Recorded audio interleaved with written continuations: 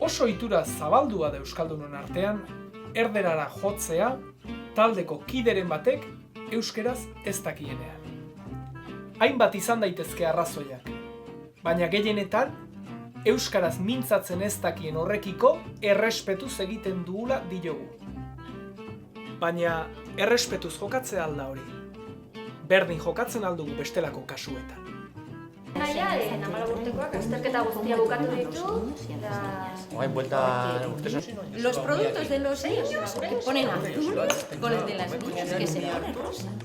Increíbles. Par del kakaztua zaborreta bota, eta kristono, ematezu 90 urte zer amazkila umek ez ditzen. Eskerrak, ez itzizki gero ume gustatzen dute. Hoxe berako. Barkatu, itzeingo dugu gaztelaniaz, leirek ez daki euskeraz. Sí, de Joseba estabas hablando, ¿no? Sí, pues nada, que le vi ayer en el súper con el río y cambiando del pañal ahí de encima del... Vaya, Sí, Lo que ha cambiado Joseba,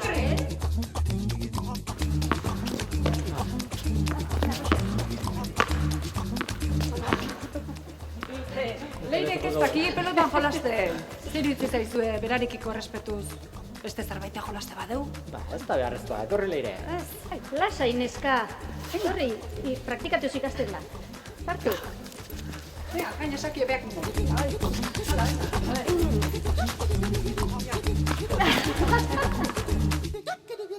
Gogoratu, norbere eremuan, norbere hizkuntzan hitz egitea, ez da errespetu falta.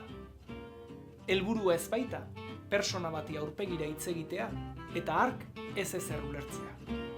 Helburua, gure hizkuntzari eutsi, eta jendeari pixkana ulertzen duela erakustea da.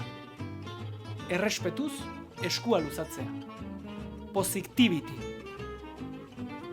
Erdalduna euskarara erakartzeko modurik onena, lagun artean ere, eutsi euskarari.